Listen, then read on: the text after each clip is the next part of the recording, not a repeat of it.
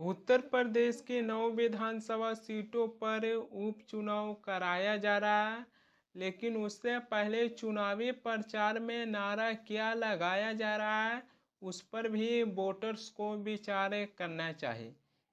उत्तर प्रदेश के मुख्यमंत्री योगी आदित्यनाथ हैं, जो आज से कुछ ही दिन पहले ये नारा लगाए थे कि बटेंगे तो कटेंगे, साथ रहेंगे तो सुरक्षित रहेंगे।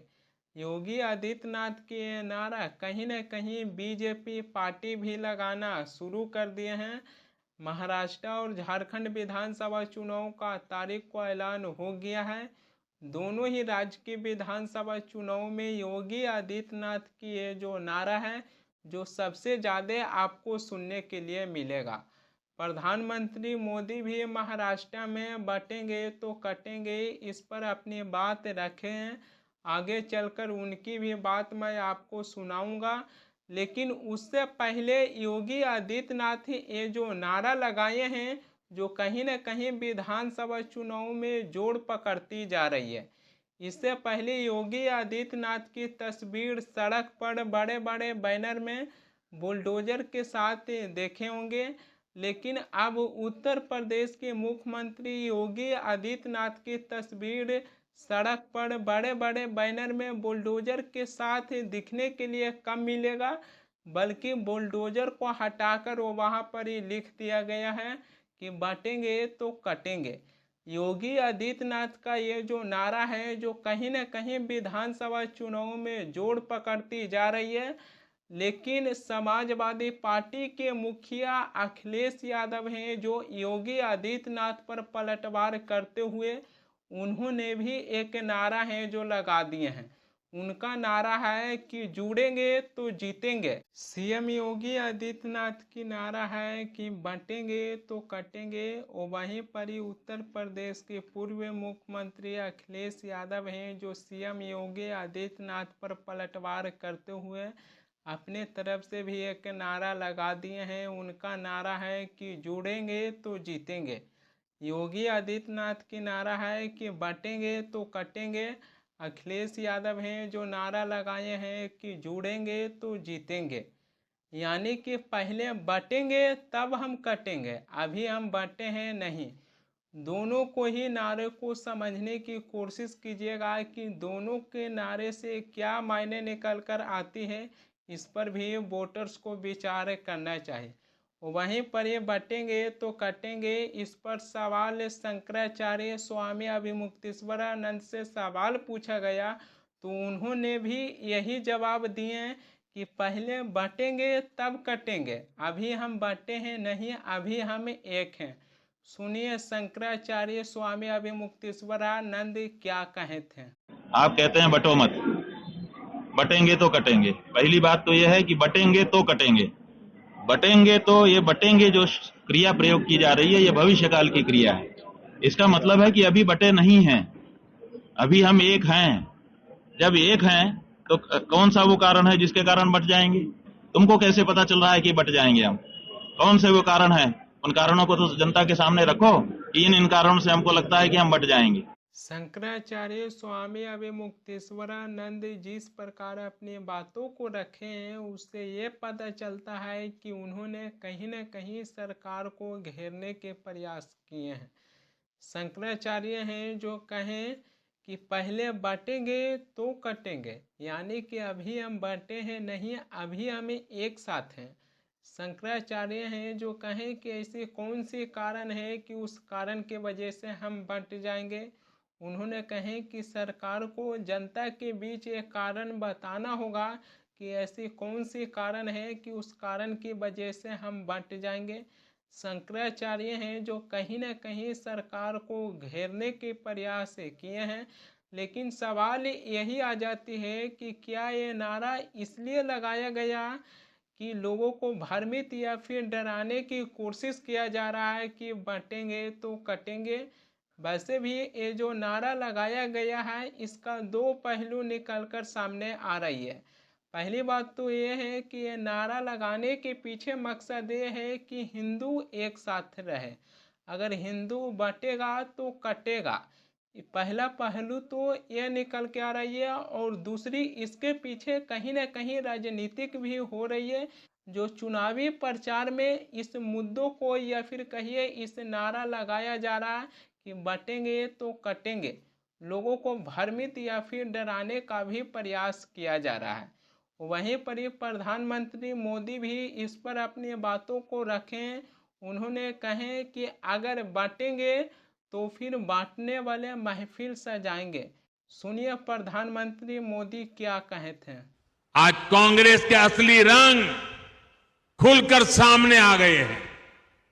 कांग्रेस को अब अर्बन नक्सल का गैंग चला रहा है।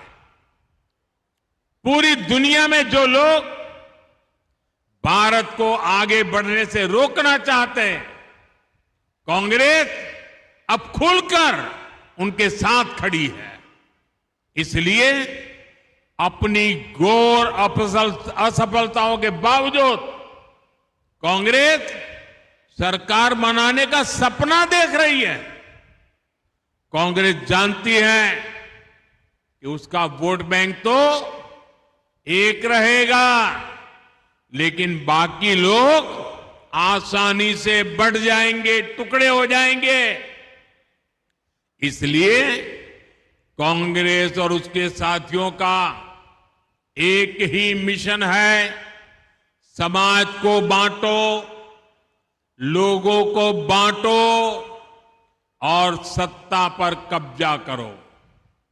इसलिए हमें अतीत से सबक लेना है। हमें हमारी एकता को ही देश की ढाल बनाना है। हमें याद रखना है, अगर हम बटेंगे तो बांटने वाले महफिल सजाएंगे। हमें कांग्रेस और महाअघाड़ी वालों के मंसूबों को कामयाब नहीं होने देना है। योगी आदित्यनाथ ये जो नारा लगाए हैं, जो कहीं न कहीं चुनावी प्रचार में जोड़ पकड़ती जा रही है। बीजेपी के तरफ से भी बटेंगे तो कटेंगे इस पर बात करना शुरू कर दिए हैं। लेकिन जिस प्रकार बीजेपी पार्टी बटेंगे तो कटेंगे इस पर बात कर रहे हैं, ये सीधा संदेश देश की हिंदू की ओर भेज दिए हैं कि हिंदू एक साथ रहे, हिंदू बटे नहीं। अगर हिंदू बटेगा तो कटेगा, उनका कहने का मतलब सिर्फ यही है। उसी तरीके से बीजेपी के सहयोगी दल कपड़ा मंत्री गिरिराज सिंह बिहार में हिंदू स्वाभिमान यात्रा निकालें और केवल बिहार में हिंदुओं को जगाने के लिए चल गए हैं, और भी धर्म के लोगों को क्यों भूल गए हैं। उसी तरीके से बीजेपी के तरफ से ये जो नारा लगाया गया है बटेंगे तो कटेंगे, जो केवल हिंदुओं को एक साथ रहने के लिए नारा लगाया गया है। शंकराचार्य हैं जो सीधा एक सवाल पूछें कि ऐसे कौन से कारण हैं जो बट जाएंगे, इसका कारण तो बताइए कि हम बट जाएंगे। इसका कोई जवाब ही निकलकर बीजेपी के तरफ से नहीं आया है। केवल योगी आदित्यनाथ हैं जो जाकर कह दिए हैं कि बटेंगे तो कटेंगे, लेकिन इसका क्या कारण है कि हम बट जाएंगे। पहली बात तो देश की सरकार को हिंदू मुसलमान नहीं करना चाहिए। देश की सरकार को हर धर्म के लोगों को एक साथ लेकर चलने के काम करना चाहिए।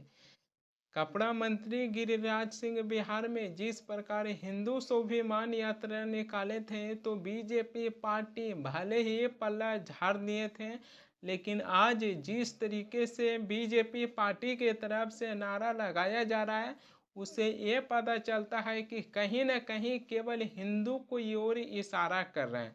वहीं पर ही योगी आदित्यनाथ की बातों पर पलटवार करते हुए उत्तर प्रदेश के पूर्व मुख्यमंत्री अखिलेश यादव भी नारा लगा दिए हैं कि जुड़ेंगे तो जीतेंगे। योगी आदित्यनाथ की नारा है कि बटेंगे तो कटेंगे, अखिलेश यादव का नारा है कि जुड़ेंगे तो जीतेंगे। यानी कि अखिलेश यादव हैं जो सभी को एक साथ लेकर चलने की बात कर रहे हैं, और इस पर हिंदू मुसलमान नहीं होना चाहिए कि केवल हिंदुओं पर फोकस करना है।